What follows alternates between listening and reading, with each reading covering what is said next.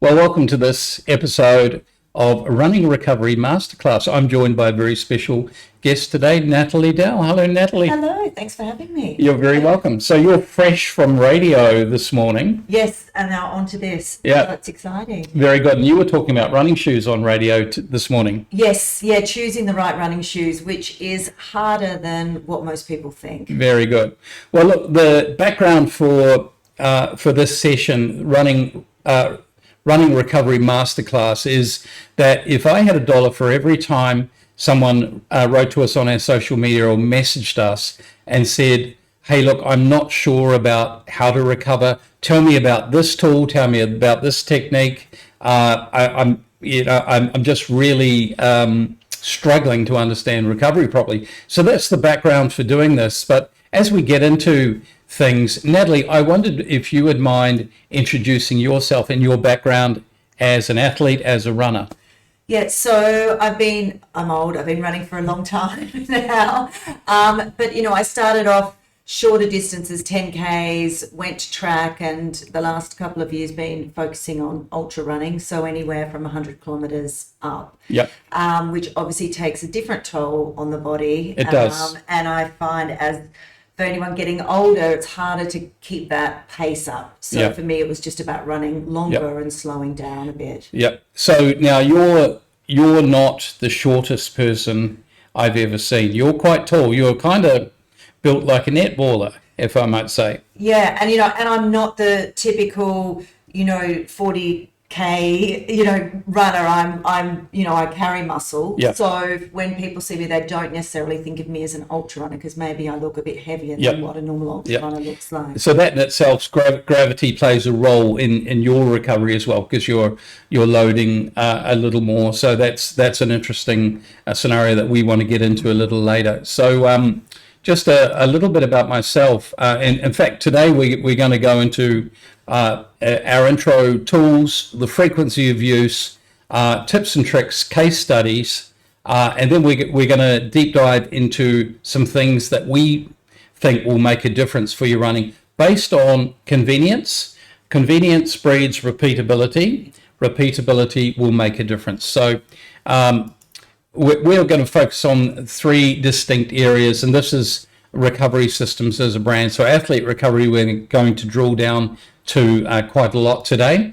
We also are very cognizant of healthy aging. Now, healthy aging doesn't just mean for someone my age in my 60s or Natalie, it's right throughout the life cycle, people's life cycle. We could actually be referring to a 20-year-old. Yes. Because some 20-year-olds have aged unnecessarily unwell and have placed a big load on their body. So healthy aging actually occurs right across our life cycle. So understanding that's very important. Not the least of which it's both body and mind, because going forward as we live longer, brain health is going to be a big factor to look at and to take care of. Particularly in these days with stresses and strains, right? Absolutely, yes.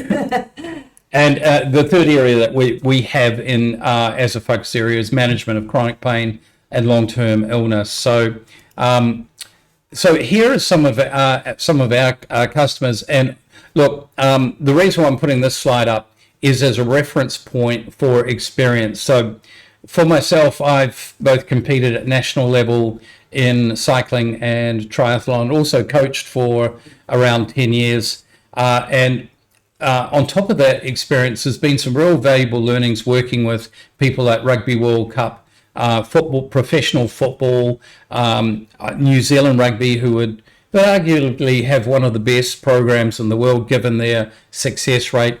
Then the high performance of Singapore Sport, the Singapore Sports Institute, and their equivalent in New Zealand, which is Winter and Summer Olympics. So some really good learnings there across different sports. So that helped us to really shape what we're doing. And we also work with some very high profile customers and to understand their recovery needs, including 3 Olympic gold medalists, 2 of them from Singapore here. Yes. Yeah. So Nur Alam, the Paralympian archer, Joseph Schooling is also a customer of ours through Singapore Swimming, Susie Welsham, Yes, who you know, yes.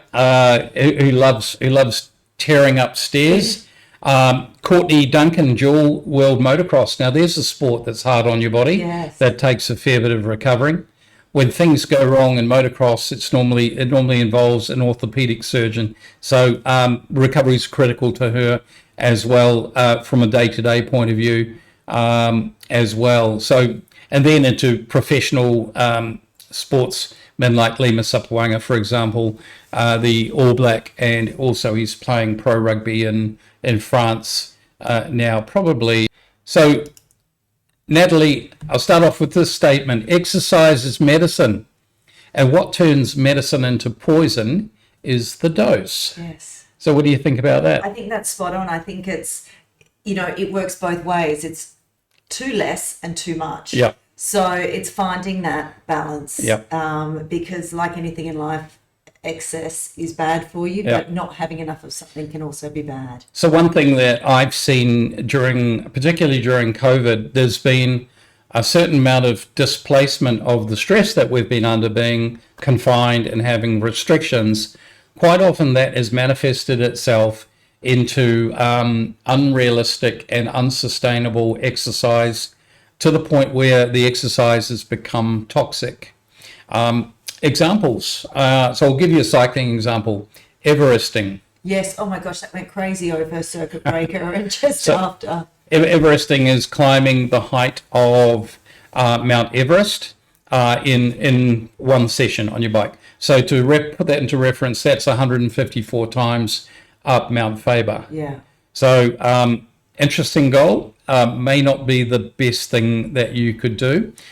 What I've observed runners taking on more and more distance, Natalie, and possibly in a time frame that's not particularly healthy. Yeah, I think. Comments? Yeah, absolutely. I see people that aren't runners that have just gone out and run crazy distances and haven't trained for those distances. So they're definitely getting injured. And that old rule of, I always think 5% increase a week is plenty, no more than that. And people are jumping from running 10Ks in a week to running 40Ks in a week. And I think that's where we're seeing so much stress on the body. They're getting injured, they're getting frustrated, and then despondent with exercise. Yep, absolutely. So, training makes you worse. It's only when you recover does your body absorb the gains. If you're constantly putting yourself in a place where you're not capable of recovering, you're creating all sorts of turmoil in the body, oxidative stress, cortisol levels are high. You could even be putting yourself in a position where you have an immune system breakdown by actually overdoing it. So as a rule, because I coached multi-sport, running, cycling and swimming for triathlon, as a rule, you could load people in the pool because it's weight bearing. Yeah. You could load people on the bike because same thing, it's weight bearing. You still need to not overload them though. But with running, to your point, the 5% increment is a good guideline, because you've got soft tissue that takes its own sweet time to repair. You've got the whole nervous system, the whole parasympathetic system needs to reset so you can absorb the changes, recover and mature the stimulus into gains. Absolutely. And I mean, I saw this even when we could race, people thinking it was a great idea to go and run 10Ks the night before they're running a marathon. So I think it's a mindset shift for a lot of people, because they think more is better, where a lot of times it's not. So the other thing, so I was brought up in a coaching background, from a coaching influence point of view, by the principles of Arthur Lydiard. So Arthur Lydiard was voted by his peers coach of the century last century, and he had a formula for endurance athletes, which was 87-9-4. 87% of your training should be at strength endurance, 9% at threshold, 4% at VO2 max, and not in one day, by the way. So there's a real need to do a solid foundation, a base foundation. And we used to call that one training block is 12 weeks, not 12 days, Yes. and not 12 minutes. So 12 weeks is one training block. So as athletes were preparing for a key race, they might go through 3 to 4 base building training blocks where all they're doing is building their aerobic capacity, their capillary network, their pulmonary stroke, the ability to pump more blood per heartbeat. So even at sub-threshold, there was a stimulus on the lactate clearance system as well. So there's actually a threshold benefit running at aerobic pace. And over time, what is aerobic pace may turn from 6-minute Ks to 5:45 to 5:30 to 5:15, where that's completely comfortable and there's no toxic downside to that. So in Singapore, I see people probably turning that 8794 pyramid upside down. Yes. And I think, there's a couple of things. I think people want instant gratification. Yep. So if I run harder, it's doing better for me. Yes. And I also think there's a lot of ego involved. No kidding. So, people are like, someone will pass them and then they'll speed up instead of just sticking to their plan and understanding that it's okay, I'm running at a pace where I need to be able to have a conversation with someone next to me, and that's what my training plan is. Not, I don't care who I get passed by. It's like, stick to the plan. Yeah, absolutely. So at that pace also, you're firing up your mitochondria and your whole energy systems to be efficient. And it's a very good base for then layering your speed work. By the way, you should also be doing your running drills. Yes. Even that should be part of your long run running drills. So we're not saying don't do those. They're very important to improve your biomechanics. But I would also say we had a lot of experience of taking people out of a running group that was running too fast and a cycling group that was running too fast and spend 3 months away doing base building. Then they'd come back into that same group, and guess what changed? Guess what happened? Their endurance was a lot better. They were fastest. Yeah. They were the fastest in those groups. So that was a real turnaround, and we then had true believers in the base building. So base building is something you should always come back to. Absolutely. Yep. All right. So that's a little snapshot on training. So of course, gains, unless they're newbie gains. So explain newbie gains to us. So you're going to gain a lot more as a new athlete. Yeah, yep. Absolutely. So, you'll go from 0 to hero pretty fast, and then it's just going to stabilize out. So you can't expect to keep at that rapid pace. So, you might go, oh, I'm running 1K, and then, all of a sudden you're running 10. Well, that doesn't mean you're running 100 in another 2 weeks. So just know this. That's a perfect description. That's when the patience kicks in, and also sticking to your coach's plan, because it's easy to lose sight of things. And this is where the danger is. You start doing workouts of the day. Like, you ask your friend, what are you doing today? Oh, I'll do that.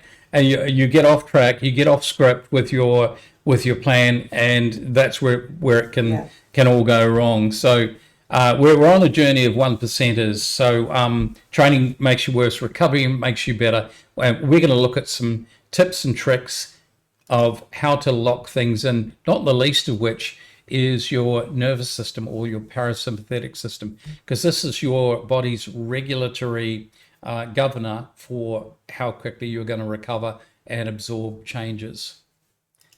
So it's not the muscles. No. It's the nervous system. Yes. Yeah, muscle pain is not the muscles, people. It's actually your nervous system resetting. All right, so we're going to take a bit of a deep dive into sleep tools, the frequency of use of different tools and methods, including a little bit of myth busting. So let's take a look at sleep. The number one recovery modality, along with nutrition. So nutrition's a big topic in itself, and I'm going to get Nat to talk a little bit about nutrition today because it's a key element of recovery. But mostly we're going to focus on the sleep side, because nutrition's a big deep dive It's in a itself. whole nother podcast. Indeed. All right. So sleep is the number one recovery modality, along with nutrition. The timing of sleep is also very important. So timing means a bunch of different things that we want to drill down on. One is your circadian rhythm. So most of us will have an internal clock. Well, we all do. Internal clock, which is set by sunrise and sunset. And there's a reason for that. As sunset starts to approach, your body starts to emit a hormone that starts to slow you down to prepare you for sleep. So getting in tune with your own circadian rhythms is very important in order to maximize your sleep, because they're there for a reason. So the other point with the alarm clock that I'd like to make, the alarm clock is your frenemy. So do you know that just before you naturally wake is your highest level of HGH for the day, human growth hormone? This is very important. If you're unnaturally waking too many times in a week, then you may be missing out on a dose of goodness that it naturally occurs because you're disturbing it with the alarm clock. So there's a little bit of a challenge for us as working athletes, because it's not the only thing we do, right? Any comments and thoughts on that? Yeah, I think I always say to people, if you do anything, sleep, 8 hours a night and drink 8 glasses of water a day, just as a base, and you'll feel better. Yeah. Right. And I think, consistency around sleep for me is the most important thing. Yep. So not 1 a.m. one night, 9 p.m. the next, Yep. 11. I think it, like anything with training, with recovery, with nutrition, it's all about consistency. Yep. So I don't think people put enough on something that's so simple. So you could undo a whole lot of good training by not sleeping properly. Yeah, and you know what? You feel hungover the next day. Yep. Doesn't matter if you've drank or not drank. You know what that feeling is like. And people just use excuses, I think. So it's being more accountable about, actually, I don't need to watch that 4th episode of Squid Game. Oh, I do. Yeah, I do too. But watch it earlier. Yeah. Yeah. So binge watching Netflix, there's a challenge. But actually, the hours before midnight count the most. Yes. So going to bed at 1 a.m. and waking at 9 a.m. is not the same as 10 and 6. So there's a lot of value in really locking that in and helping your body to reach an unwinding point. So for me, one trick I have is listening to Audible books. Yes. Yeah. Podcasts, Audible books. I always say make the room as dark as you can, like an hour before you go to sleep. Yep. So you're starting to get into that relaxation mode. I know we all say put the phones down. I know it's super hard, but try to do that. Yep. And if you're falling asleep on the couch, don't fight it. Go to bed. I think too many people wake up and try and stay awake. Go to bed. Your body needs sleep. The sleep monster is talking, then listen. So you just mentioned darkening the room out. I've got a trick for that. I wear an eye mask. Okay. And I find that very effective, and it completely blacks out the room. And I get distracted by, there's lots of little lights on in your room. There's, your aircon light and, your PowerPoints, and you might have little things flickering away. So I find that very useful. Yeah. Earplugs is another one too. Yes. If you're a light sleeper. That is difficult for a mum, wouldn't you say? Yeah, because you want to be awake, but I can tell you if my neighbours are noisy, I'm sorry, Liliana, you're on your own. Earplugs for me. Well, in your case, Lily's older. Yes, but as a baby, that's hard. Yeah, that's for sure. Hard. Mums sleep with one eye open and one ear open. And that it's very important for mums to be mindful of that and do try not to helicopter too much and make sure you're getting enough sleep because you're balancing a whole lot that's going on in your life. And so really prioritize your own sleep, the mums out there particularly. So let's talk about, so I mentioned eye masks. We're into really aspects of sleep hygiene. You mentioned dark room. Up until recently, I was sleeping on an earthing mat as well. So I was taking whatever might have been in the room Yeah. and earthing it.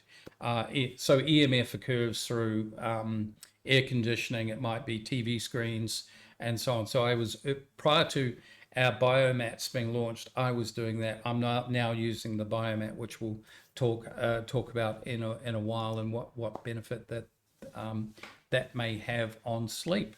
So, newsflash: muscles grow Yes. when we rest, not when we train. Training's a stimulus, of course, but you're only going to get that super compensation when we rest, and looking at the quality of what that rest may be, because what's going on is your rest and digest system, or your parasympathetic system, is activating in order to reset the nervous system, deploy the right hormonal response to do the growth and repair, and finally, so first phase is inflammation, then the growth and repair, and finally the maturation stage of the muscle gain, and not just muscle, of course, cardiovascular response and so on as well. Yeah, and I think to that point, too many people eat just before they go to bed, which is the worst thing that you can do. Your body's either digesting food or repairing. Right. So if you choose to eat before you go to bed, you're not getting that cell repair at all. Your body's too busy working hard to digest that food. The blood flows elsewhere, right? Yes, absolutely. In your stomach. So, that's, people are like, oh, but I eat a big meal before I go to bed. I just want something. You don't need it. Stop 2 hours before. What about chocolate, though? Yeah, maybe a little square of dark chocolate. And sometimes, if you need something, a little tub of Greek yogurt or something is good. But you don't want to be having anything that's hard to digest. So when do you shut your eating down for the day? For me, I do it as early as possible. So I like to shut it down by 6 p.m. For me personally. That's very antisocial.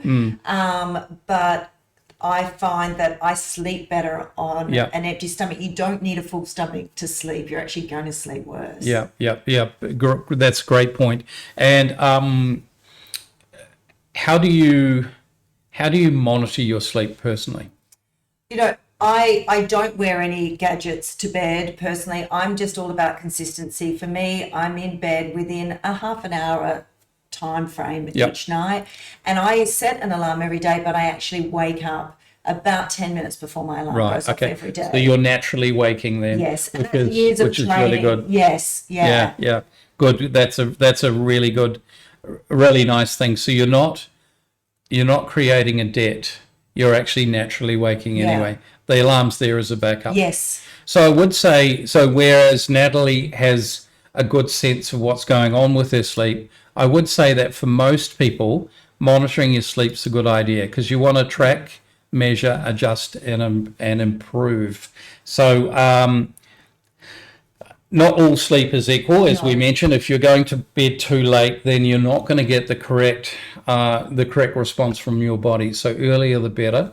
And find some tricks to wind yourself down. Actually, can we just go back into your wind down tricks for the day? So, as I said, I stop eating. So that's it. Our house is calm in the evenings. I will watch Netflix. I'll do whatever I need to do work-wise, and I will sit down and try and just watch an episode of something or whatever it may be. One tiny light on in the room, that's it.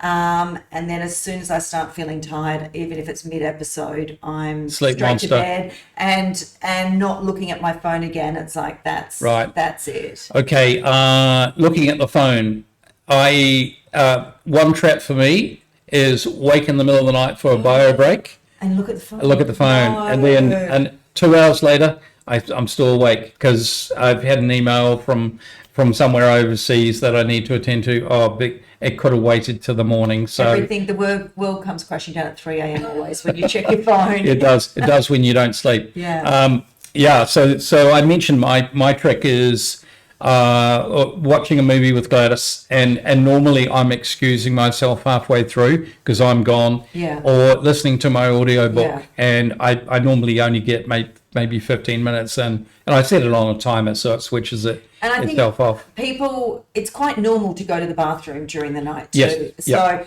people shouldn't panic that they're like, oh, I've got to get up. But around 3 or 4 a.m. is pretty normal to be getting up to go into the bathroom. So that's a good sign that you're hydrated. Yes. So about 2 times is an acceptable number. 3 might be getting a little on the one too many. 1 to 2 times is quite normal. So what I'm looking for with my sleep is 2 hours of REM, 2 hours of deep sleep or thereabouts, and around 4 hours of light sleep. Then an acceptable percentage of continuity with my sleep pattern. So that's what I'm looking for. Obviously, there's how do you feel in the morning as well. But I'd be looking at numbers, and if my numbers are rubbish, then I may apply a rule of +4, +8, +12, +24 to my training. So +4 would mean if you wake up feeling rubbish, there may not be any point in training. Yes, and you need to look at the reason why you, what happened to your sleep. What did you eat too late? What was the stimulus, or what was the negative influence on your sleep? And maybe delay your training by 4 to 8 hours. Yeah. So you're still going to get your training session in, but maybe you do it in the evening instead, or at lunchtime instead of in the morning. And so maybe the morning becomes a work-in. So maybe you're going to work, instead of going for a run, maybe you're going to work on your mobility. It still counts, right? Absolutely. It's still beneficial. And I think that's it. Too many people train tired. That's when injuries happen. You're not getting a good quality session in. You're going to feel worse the next day. You're probably dehydrated as well on top of that. So I think, just because it says to go for a 2-hour run or cycle doesn't mean that it has to be first up, like you said. Or if you really feel tired and exhausted, take a day off. It's not going to make a difference in the long run. Yeah. So I know you're very disciplined with your training, and also not only your training but your recovery, your whole recovery regime, your nutrition, and your various recovery plus your SNC. Not everyone is like that. I must say, when I was coaching, I coached a number of people that were type A's, that were really driven around their training and so on. And these were people that I needed to sometimes hold back. Yeah. So when I heard these people calling a rest day on themselves, I actually gave them a round of applause, because they're actually listening to their body. And I think that's what we need to do to stay on the healthy side of exercise as medicine, and not turning it into something toxic where, just ask yourself this: are you looking forward to your training that morning? Yeah, I got 30k run tomorrow. Am I looking forward to it? Not right now. It'll be all right once I start. Yeah, and look, there's a certain amount of reluctance you'll have in the morning, but if it's an underlying theme where it becomes a drudgery, then you need to take a look at what you're doing. Then either the dose being the intensity or the duration, because maybe you're getting that a little wrong. Yeah. And so that's a really good point to be mindful of, and that can really mess with your sleep as well. And I think what you said about, if you've got a coach, they should be on it asking these questions as well, and adjusting your plan based on how you're feeling. I mean, if you are that tired, maybe you're about to get sick, or there's something that's not right. So your coach should be interacting with you to ask these things. So just realize that life stress equals body stress. If you're under the pump with what's going on with COVID, if there are things going on in your life at work or at home that are impacting on you, that will impact on your body, which will affect your training. So we're not machines, people. It's not like put petrol in one end and energy comes out the other. We're actually complex beings. We're affected by a whole lot of different things. So we need to be kind to ourselves, right? Yeah, and if you're not up for that run, just go for a walk. Yeah. Get the fresh air, just do something, but don't beat yourself up. I think we need to be kinder to ourselves too. Totally. All right, so let's take a look at some tools that we can use for recovery. The simplest and easy one is active recovery or work-ins. So I love the word work-ins. It's my latest buzzword. What is a work-in to you? Yeah, a work-in to me, if we're talking about active recovery, is doing something. So for me, I'm a runner, so it might be a swim, or it might be doing a mobility session or a yoga session. Right. Because I'm a massive believer in, we don't necessarily need a rest day, but it should be about being active, recovery, being kind to our bodies, still moving, but maybe that moving is a recovery session and then a gentle swim. So really just giving our body time to catch up. All right. Now, tell me about your swimming. What do? You swim freestyle? Freestyle, breaststroke, just mix it up, not going fast. It's not back in triathlon days. It's just nice and calm, or even a walk or a bike ride. I'm talking about bike ride with a basket on my bike, so I'm not zooming down the ECP. Right. And then just taking extra time to maybe put on the compression pants for a bit longer than normal, or whatever it may be. So what I like about what you mentioned is you've changed the movement patterns. Yes. So with where we're deep diving into one sport, like running or cycling, for example, our movement patterns are fairly locked into a certain range. So what I like about swimming, for example, is that we're changing the movement patterns. The other aspect of swimming that I think is really beneficial is that it's load bearing. And the third one is for non-swimmers or people that are not great at swimming, 20 minutes of swimming is going to exhaust you. You're going to find out, you're going to find places in your cardiovascular system that you hadn't seen for a while, because swimming's hypoxic, and I'm talking about freestyle in that you can't breathe all the time. Breaststroke, you can kind of fudge it, right? You can make sure you've got lots of oxygen, but I really like the movement patterns of freestyle. It's lengthening the body out, it's weight bearing, so you're taking the load off the joints, and you're also giving your cardiovascular system a jolly good workout. Now, so I coached a lot of athletes, a lot of adult new swimmers over the years, and without exception, they all had huge upsides from spending time swimming with their running.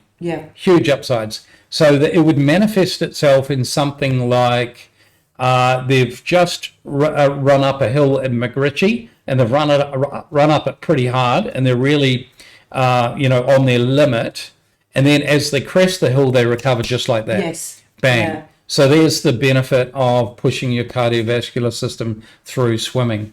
And I'm gonna mention kids in swimming, because this is a bit of a bugbear for me. I read a great book that I'd recommend called Why We Sleep. I think you've read that book too. A tremendous book. Now, that talks about some of the aspects we've mentioned about not letting an alarm clock wake you up too often in a week. Sometimes we have to, but not making that too much of a regular thing. And it talks about kids, and not kids waking naturally, because they're growing, right? They're going through various stages of growth. And the big enemy to that is swim squad.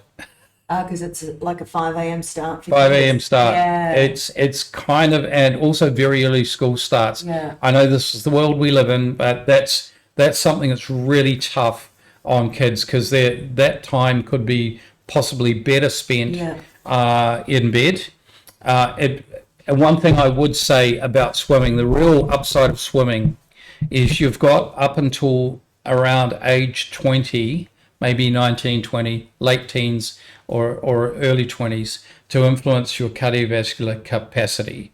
So the outer boundaries of what you're capable of. So that's where swimming has a huge upside. If it was up to me, I would have kids swim lunchtime or evenings, and to get that benefit without any detrimental disruption to their sleep.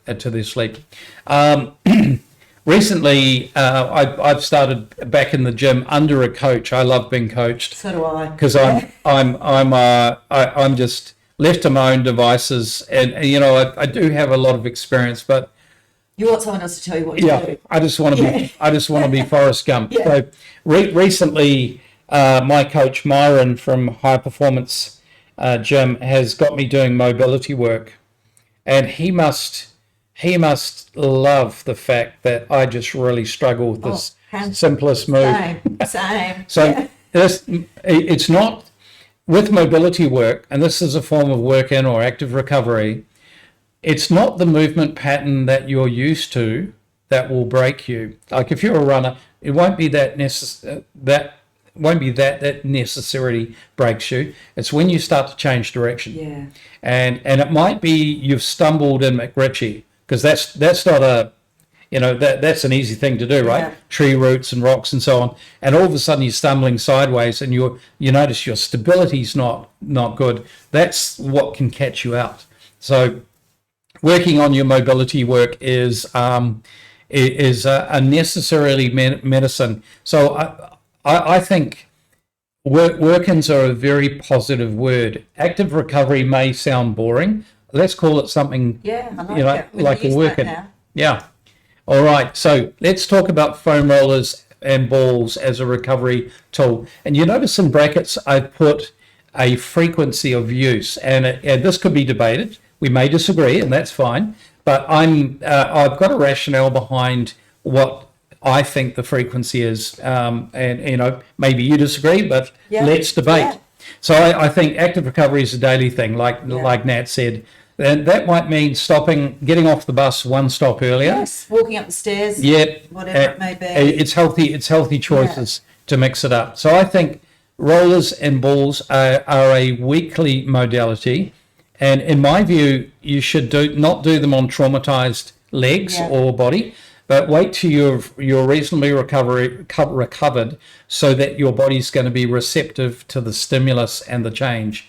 I see them as being a range of motion tool to restore range of motion. Yeah. Would you agree with that? Yeah, actually I would. I think they're, having done classes and, being part of classes with professional instructors around this, you do notice a range of motion when you're taught to use them properly. Yes. Like so for shoulders, for hips, Yep. whatever it may be, it does make a difference. But I think that's a supervised session. So just getting on them, and you see people in the gyms doing it, and it's like, what the heck are you doing? That's going to do nothing. I think is an interesting one. So yeah, I mean, I personally might grab a ball and just stick it under my calves while I'm watching TV on the couch or something, but that's in a relaxed state. It's not trying to get out a nod. It's just sort of doing a little bit extra while I'm watching Netflix. Indeed. Yeah. So do you have problem areas in your body? Just my body in general. My hips are tight, my calves get tight. Yeah. And obviously, like everyone at the moment, always, shoulders, Right. from Driving a desk. Yes. So nobody's going to be biomechanically perfect, and you're going to have areas of overuse. So it's good to keep on top of those, keep a close account on them, and restore the range of motion. So a roller and a ball is a good thing. So let's take a look at massage, and we're talking specifically about sports massage here. So for me, I've got a great sports massage guy, but I also go to the physio once a month. So for me, it's not specific treatment. It's a bit of dry needling, loosen those muscles, and it's preventative rather than, okay, I'm injured. So I'd much rather spend, an hour doing that once a month just to help. But massage 2 to 4 weeks, agree. I don't have one any more than that. I do love a good massage, but I find sometimes if I have one the next day, I really can't run. My body's suffering, and I think you've got to be cognizant that it's breaking down stuff, and you're not going to be fresh necessarily the next day. Your body's still repairing. Absolutely. Yeah. So I love what you said about having a standing appointment with your physio. So an ounce of rehab's worth a pound of an ounce of prehab is worth a pound of rehab.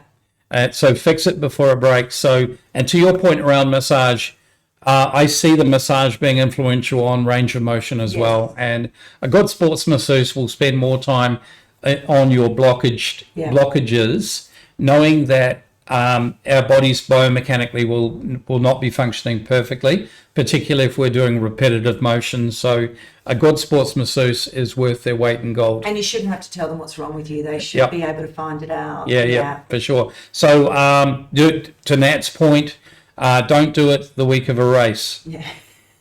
because you're going to be worse before you're better. Yeah. And it's a necessary step backwards, in other words, getting worse, in order to take 2 steps forward. So that's a good mindful point. I used to give my athletes prescribe massage in their deloading week. Yeah, it's a good time to do it. Yeah. And deloading or recovery week. Yeah. And we used to work on a 3-week load, 1 week deload. So progressive loading. So it wasn't jumping up ridiculous amounts. It was that 5% as you talked about, and then a deloading week. So knowing that recovery is a daily thing, but in the rhythm of a training sequence, then that 3 to 4 week block, which is part of the bigger picture of a 12-week block, is important to have that recovery stimulus as well. All right, so this is a big one. I noticed you had yours. I've got the new one. You got the double banger. Yes, I have. Yes. Massage guns, taking the world by storm.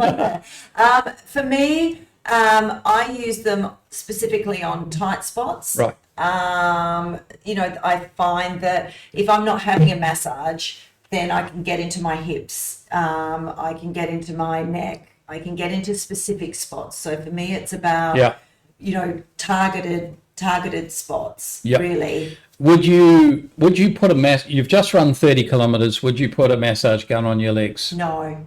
And why? I agree, by the way. Yeah, no, I wouldn't. That's not what I'm looking to do. That'll come hours later if I'm still a bit tight. That's trauma on trauma. Yeah, it's too aggressive. I want something that's going to calm my body. This is a very misunderstood point about percussion. So percussion's a range of motion device. It's there to help your body to lengthen out, given that we get blockages and shortening due to repeated muscle patterns. So percussion gun should be used on recovered muscles, in my view, and therefore your body's going to accept that stimulus, and rather than on traumatized legs. Really the wrong moment to do that. So very big topic, lots of them out there. I noticed the one you've got is the same as the picture that I've got there, the Terragun. Yes. I like that 3-sided handle. You can kind of reach places. You can get into you don't need someone else to do your neck, which is great. I get Gladys to do my back. That's fine. But they've got now a slave. A double percussion slave. Yes, exactly. I do like it. I think it definitely has its place, and I think sometimes the balls don't get in far enough. If you're wanting to hit a spot, if you're wanting to loosen a muscle up, I find it really good that you can't get into. So you've got that vibration frequency too, which is doing a good job. So you notice I put weekly there. You may disagree, and you're quite free to. Maybe it's every few days. Yeah, and I think it depends on your training and your what's tight, what's sore. So I think just self-dependent. Yeah, definitely. So. Whatever the frequency, I don't necessarily think it will be daily, because on any given day you may be loading a lot, so it's time to treat your recovery differently other than percussion. Here's a good one: cupping. Have you ever? I haven't. I don't want the marks on my body. So I have not partaken in cupping. I'm being upfront. It's not something that that particularly interests me, and I've seen too many people get burned from it. Yeah. So what I would say, so our list of tools, by the way, is by no means an exclusive and all-encompassing list. There's lots of other things. We're trying to touch on some topical ones and some Asia-specific ones with cupping. So what cupping does do that I think is beneficial or is worth a look is it lifts the fascia, it lifts the skin up, and it allows blood flow into areas that may be very tight. I'm really summarizing this down. I think it has a role to play, and it's an occasional technique in my view. So, some people could get really locked up backs. It could be beneficial in helping to lift the fascia. Interestingly, that cupping's been around for centuries. probably 1,000 years, who knows. And in recent times at Rio Olympics, you had Oh yes, that's what the swimmers. Yeah, Yes. he came out looking like an octopus had attacked him, and everyone's going, "What's that?" It's some new magic, and that created a trend, I think, of athletes following. So good to find a good practitioner of cupping, I think, as an occasional. So the other one you mentioned, acupuncture. Yeah, so not so much acupuncture for me, it's more the dry needling, so going in a bit deeper. And again, like the cupping, you need to find the right person to do this. It shouldn't be a painful experience. Yes. And if it is, it's not necessarily being done super right. Yeah. So I just do it if I've got extra tight muscles, I find it fantastic just to release those muscles. Yeah. Needles stuck everywhere. Yep. And it really, especially my calves get super tight. It's just a good once a month thing to as you said, it's maintenance for me. Yeah. You're good on the prehab. I really like that. So particularly as you're asking a lot of your body. Yes. Yeah. So you're taking a long-term view. So dry needling, as Nat said, the needle's going in deeper. It's going in at right angles to the muscle, and it's turning off the receptors. So in other words, it's telling your muscle, release, please. So that's a summary of dry needling. Acupuncture is working on the meridians. The needle goes in on an angle and is going in shallower. If you ask those two practitioners which is best, we're going to get a one-sided view, I think. I think they both have a role to play. Yes. Acupuncture is working on creating the electrical flow through the body. Both are worth a look. Good practitioner is important. And with Nat, don't wait till you, like Nat said, don't wait till you're broken to work some of these techniques. And I'm going to give a shout out to all the practitioners out there, the physiotherapists, the osteos, the chiros, the practitioners of acupuncture, dry needling, and so on, the biomechanical experts. So you know for a fact that not all running shoes suit all people, right? And you need to match your running gait to a running shoe in order to just keep yourself out of harm's way. So that's very important to have these people in your arsenal, in your toolbox, so to speak. Or maybe it's your coach that has the relationship with these people and is identifying areas in you that need prehab. An ounce of prehab's worth a pound of rehab. And I used to see this in coaching.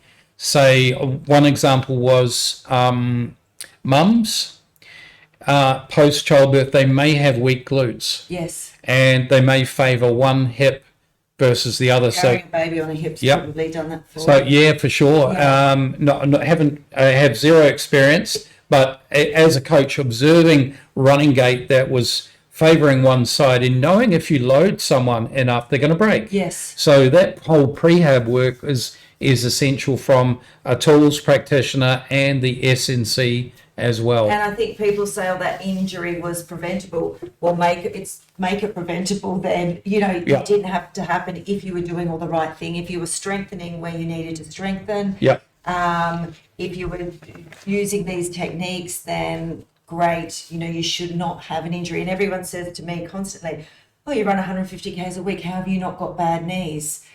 Because I do my rehab, because I do my strength and conditioning, because I do preventative, treatments, and because I recover properly. That's you're not overreaching. It's within your bounds, within your powers and tools and techniques to actually recover.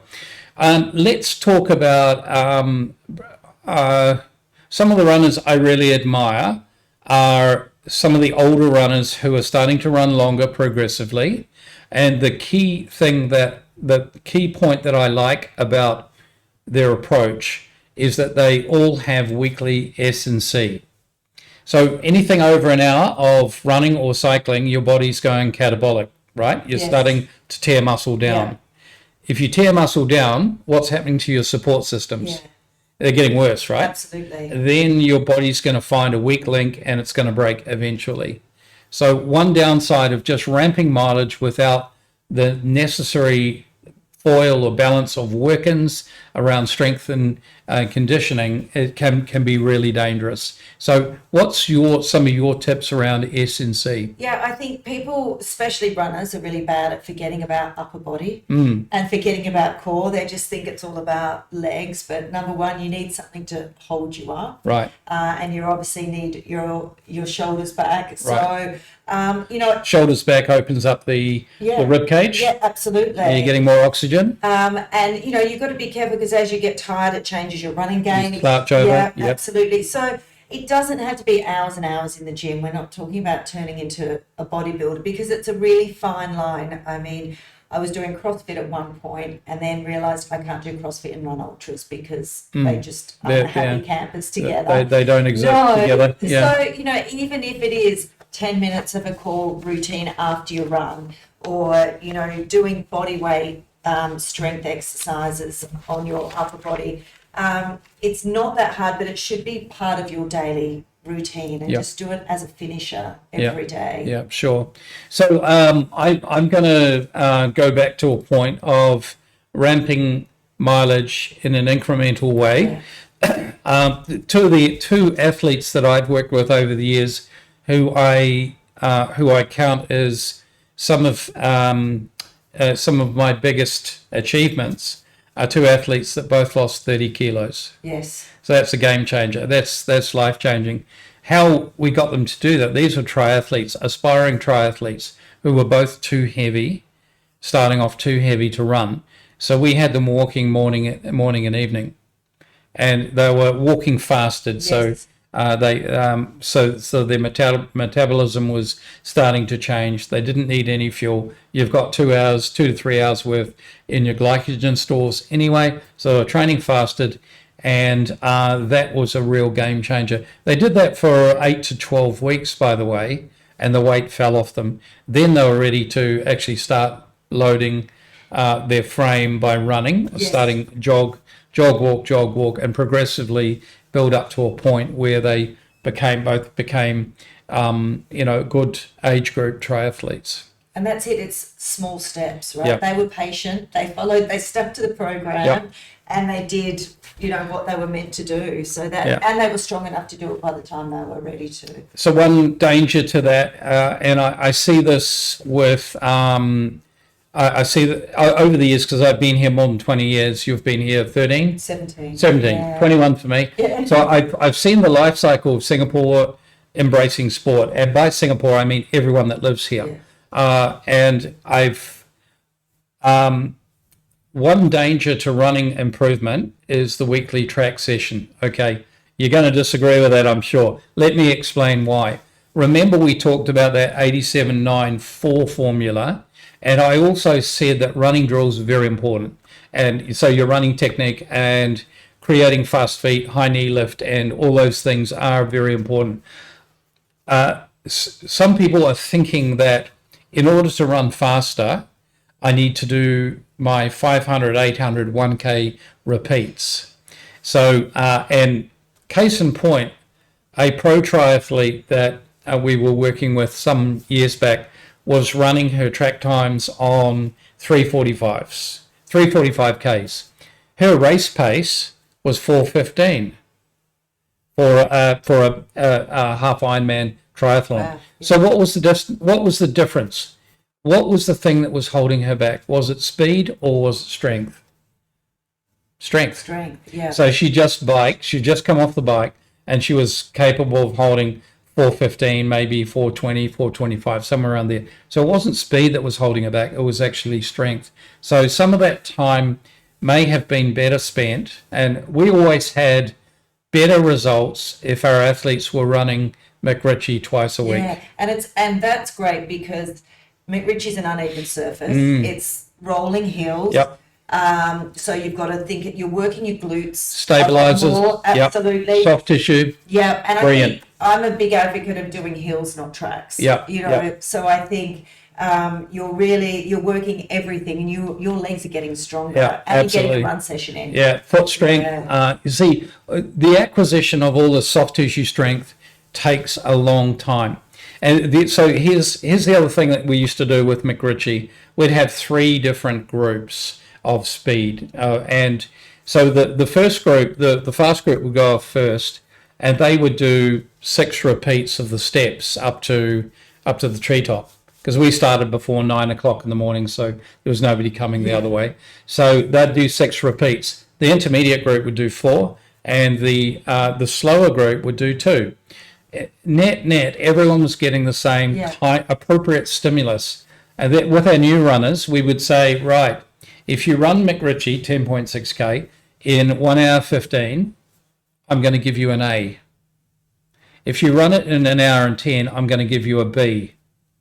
If you run it in 1 hour and 5, I'm going to give you a C minus. Why? Because time on your feet on an uneven surface is going to breed all the soft tissue strengthening and all the great stuff that we're looking to have, rather than trying to go out there and run flat out. Yes, agreed. And so that's not all year round. Sometimes you're going to be taking attacking the hills and then recover down. You're going to be doing things differently over time after your base has been built. But there was a real upside in taking that as an aerobic pace and activity. And when our guys used to run that twice a week, man, did their running improve. It's really, great. but real bang for your buck.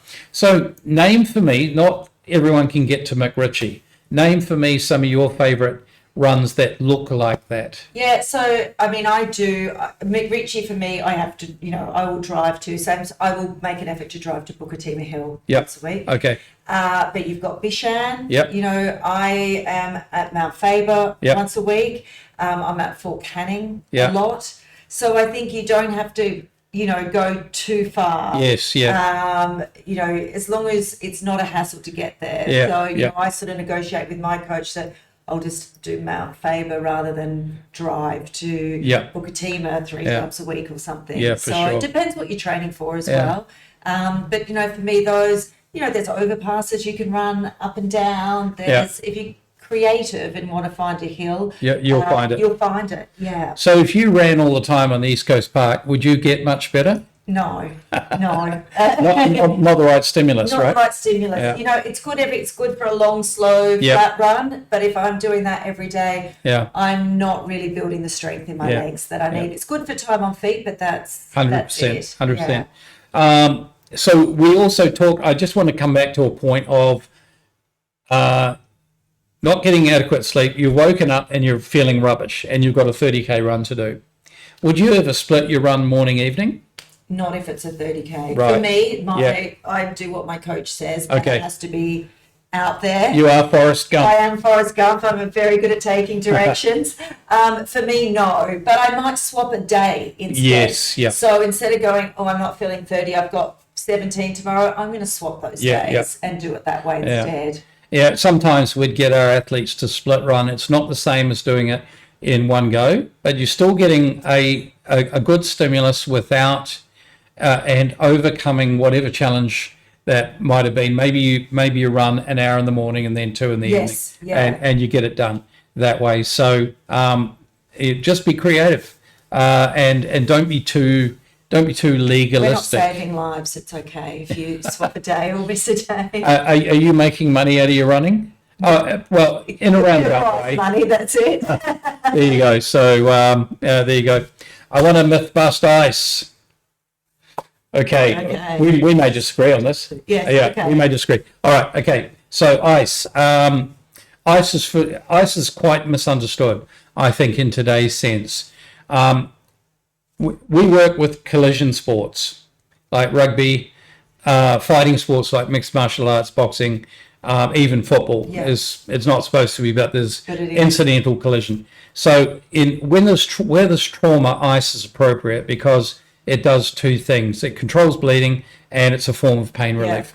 So, however, ice for normal recovery delays the 3 phases of inflammation that are necessary for you to get the growth and repair. It may delay and it may prevent altogether. So the three phases are the inflammatory response, the repair and regeneration, and the maturation phase, where the body is locking in the gains and changing. So just be aware that, ice is quite misunderstood. Now, hot and cold therapy are different to ice. We're going to talk about that in a minute or two. So thoughts? Yeah, no, I agree. Unless I'm injured and it's appropriate to put ice on it, I don't use ice. Yeah. Okay. All right. Very good. That was quick. All right. We're going to go into some tools and methods to boost cellular health. So remember that body and mind are two very important elements.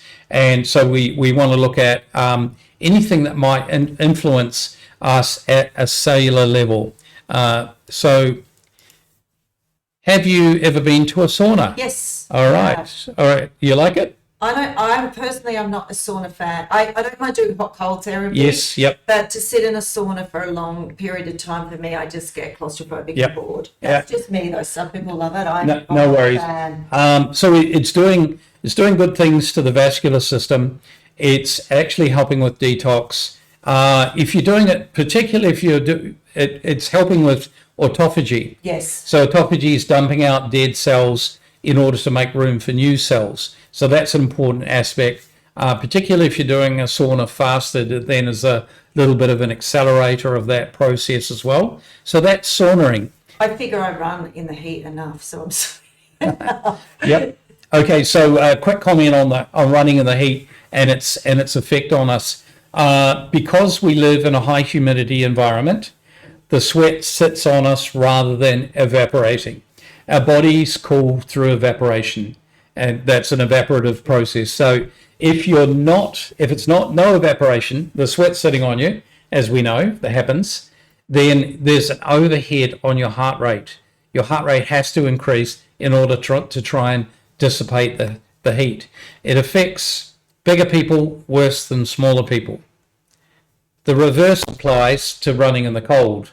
You and I, being bigger people, will have a better time in the cold than someone who's very small. But here with the heat stress and so on, there's actually a hemocritic improvement. Your hemocrit levels improve running in high humidity. Yeah. So it's kind of like altitude training in a sense. Yeah. And I think it's a good point, because if you're not used to running in the heat, you should be looking at your heart rate. Right. And mine goes between 2 beats. That's it. And I know if it's over that, then maybe something's up, but I can go and run however long, and I know my heart rate's staying in 2 beats. So it's be aware of your body again, right? And so heat can really push up your heart rate. So that's infrared, some good benefits. Negative ions. Yes. All right, negative ion generators. So what are negative ions? Negative ions are that they sound as though they're negative and being, but in actual fact, they're a positive thing. So what they're doing is taking out positive ions, are the bacteria carrying components in the air. It could be EMF off screens. So negative ions actually neutralize those. And within our blood stream, they're also neutralizing threats as well. So negative ions have been used across ancient generations. The Mayans, the Egyptians, the Aztecs, the Chinese have used elements of negative ion through various semi-precious stones, particularly when you heat them, create negative ions. You can buy negative ion generators. You can go and do a negative ion into a negative ion room. So some of the spas have those. So they're highly beneficial in keeping us healthy, not the least of which is our respiratory system, particularly in these days with COVID. Yes. Yeah. Okay, red light therapy. Have you ever had a go at this? Not the body one, just the face one. All right, okay. So huge benefits to skin.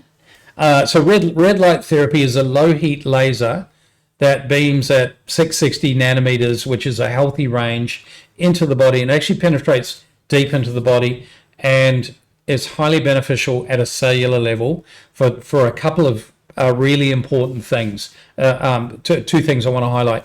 One is it fires up mitochondria. Fires up meaning it invigorates mitochondria. Even dormant mitochondrial cells are revived. And of course, mitochondria are responsible for creating ATP, adenosine triphosphate, which is the basis of our energy. A byproduct of that is they create collagen. It stimulates collagen production. Now, collagen doesn't come in a bottle.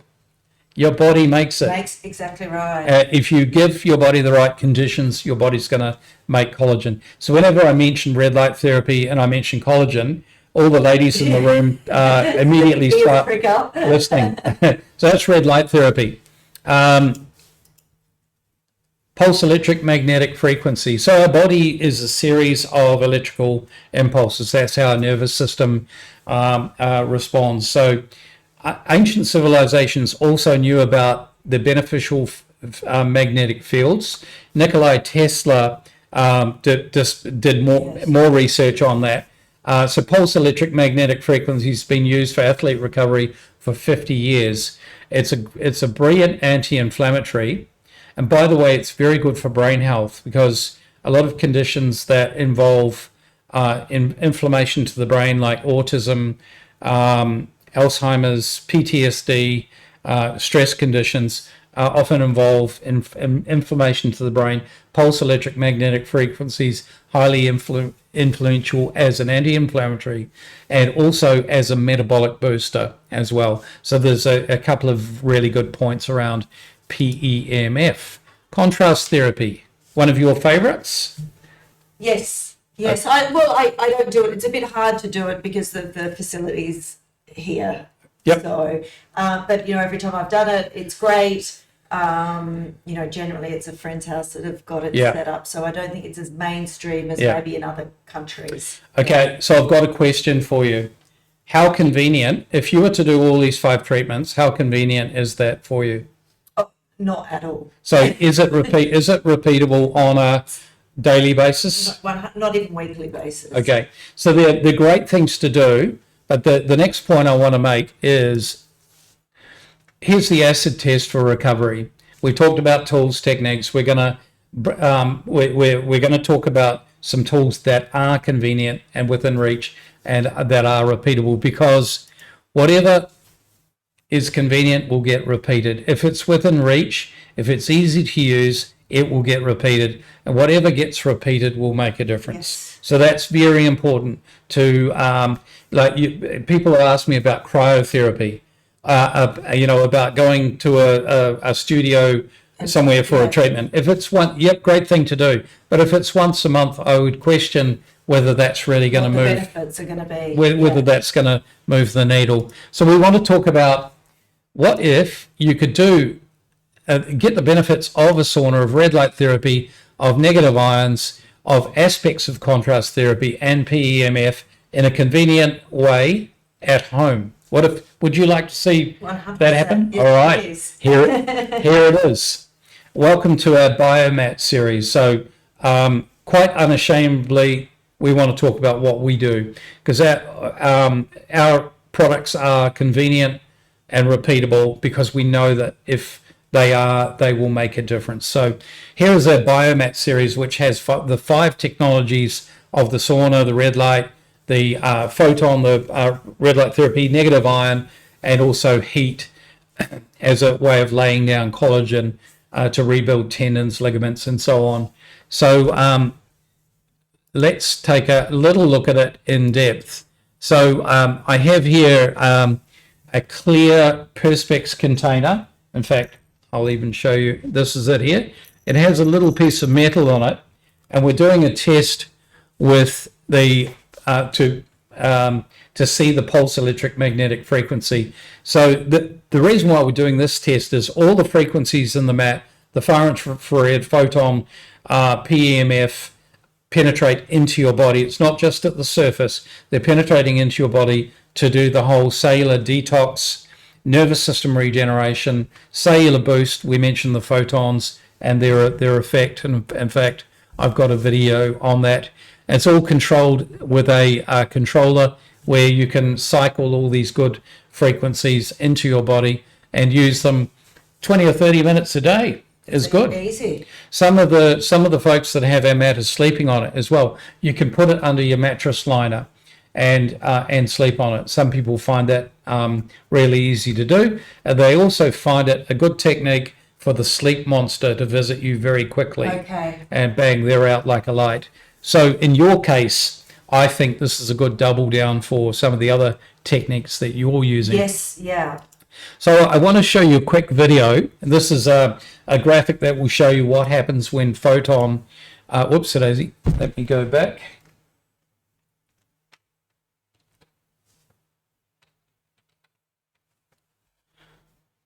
When photon enters the body, so red light therapy penetrates into the body because it's very pure light.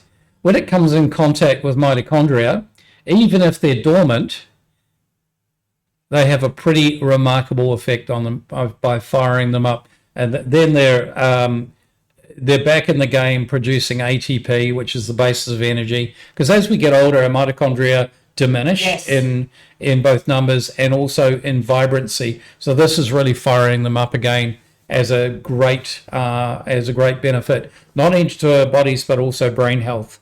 Very important. And we mentioned skin, right? Yes. Collagen. Okay, so very, very important. So that's the benefit of the convenience of the biomat, in that you're getting a dose of 5 really good things. It could be as little as 20 or 30 minutes a day in order to get those benefits. A lot of people that have been using them have reported their whole joint inflammation, which is a key thing that runners get, has just dropped completely. That's great. And by the way, all these recovery techniques are not a reason to overtrain. It's not an excuse Make you train better. Yeah. Well, it's to help you lock in the gains and to do things in a progressive and healthy way. It's not an excuse to put yourself in harm's way. So we actually recently measured the effects of the biomat. So this is a professional boxer friend of ours, Abdu Karim, and he's wearing a neural helmet which is detecting brain waves. At the same time, we're reading his biometrics of his basal, his breathing, his HRV rate, and his SBO and his core temperature. So the results confirm what we already knew. People's parasympathetic system is activated, their body's going into rest and digest, and all that magic's happening at a cellular level. So quickly moving on to the last of our home recovery tips, which is intermittent pneumatic compression, which is using compressed air in a squeeze and release motion in order to improve recovery. So let's take a step back and talk about compression sleeves. You use compression sleeves, right? Yes, I do. All right, thoughts? Love them. Yeah, couldn't live without them. Okay, so do they work if you're stationary? So, sorry, we're talking about the pants or No, the sleeves. Oh, so no, the I don't compression use them sleeve. anymore. All right. Yeah, they cut in, they're uncomfortable. For me, I threw them all out a long time ago just because especially if, I see so many people wearing them running. If you start to swell, then there's bits of skin sticking out everywhere. There's blisters and things. So for me, they're not my answer. So some people really love them and believe that they work. And I think there's a placebo effect in that. So if you believe it works, use it. However, I'll quote the head vascular surgeon at CGH, Changi General Hospital, who we work with with vascular patients. With compression garments, you're not going to get static compression garments. You're not going to get any worse, but you're not going to get much better either. And just know that they require you to be moving to have a pumping action. So when your muscle contracts, they're going to send the blood up, and then when it releases, the blood's going to come back. So you do have a milking motion. However, it's quite a small effect. So the pressure range between 6 and 20 mmHg of pressure, quite slight. versus active compression. So active compression is squeezing from the foot up and then releasing. So this is influencing blood flow into the lymphatic system, which is in your groin. So this is speeding up the removal of metabolic waste. Then on the release, all the good stuff's coming back to speed up the healing. This is mimicking your body's natural blood flow process and enhancing it, because don't know if you've noticed, as I've gotten older, that process takes a whole lot longer. So this is a way of giving your body a real helping hand. The pressure involves around 10 times a compression sock, and the key thing is here it's moving. So so it's for you. It's for you. So you're using the boots as a part of your protocols, aren't you? Right. So for me, I mean, I run early, so for me it's not relevant to put them on at 4 a.m. before I run. So I use them post-run for anywhere from 30 to 60 minutes, really. And it takes my inflammation down. So I have deep vein thrombosis. My leg swells when I run, so I could put those pants on and take it down by 2 centimeters if I measure. It's almost like that lymphatic drainage if you just feel lighter after wearing them. So, a shout out for the ladies out there, and some people hold swelling or edema, it's called, worse than others, and that can vary based on monthly cycles and time of life as well. The boots are a very good way of keeping on top of that edema. And by the way, swelling is important. It's the first phase of healing. So don't think that all of a sudden it's a bad thing. It's actually the first phase of healing. That's why, remember, we don't want to ice at that point. And giving your body a helping hand with the swelling is an important way of speeding up the recovery process. Very good double down with the mat, because with the mat we're focusing on cellular health. With the boots we're focusing on circulation and moving, detoxing faster and moving the fresh nutrients and the regenerated cells around the body quicker to help with that restoration. So 5 reasons why you'd use the boots, not just for recovery. So let's look at them. First of all, warm up. 8 minutes on the boots pushes your muscle oxygen up above what it would normally take 30 to 40 minutes to achieve. So this is giving you a really quick boost because of the strength of the pressure. This is a great biohack for busy people that may only have 30 or 40 minutes to work out in the first place. So you're getting your warm-up done, minus the biomechanical bit. You still need to mobilize a lot faster. So that's a really key biohack. So I had some of our athletes, both runners and also cyclists particularly, when they're going into a key race, doing a quick warm-up on the boots has a far lower metabolic cost. Yes, absolutely. So you're getting to your key moments in your event or your training, so you can hit the high notes of what you wanted to do without having burnt any matches, the metabolic matches, so to speak, on the way there. So much lower barrier to getting yourself into quality. All right, so that's a really good hack for getting to that 30 to 40 minute baseline. Then beyond that, you're still getting benefit. You're getting a parasympathetic benefit. So I wouldn't recommend you do more than 10 minutes on the boots, because you could start to feel sleepy and you're back in bed again in the morning. Would you see what happening? Yes, absolutely. Yeah, so beyond that, of course, the benefit is the effect on recovery and sleep. Training makes you worse, recovery makes you better. And we know, we've seen this happen, and all our athletes that use our product report that they're going into a real chilled out phase, and the parasympathetic system is starting to respond, and oftentimes they're falling asleep. So great for a power nap, which is a great way of compensating for sleep you may have missed.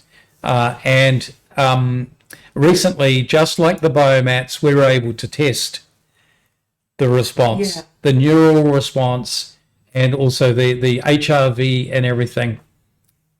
It confirmed what we already knew, that people were going into rest and digest and really getting those benefits.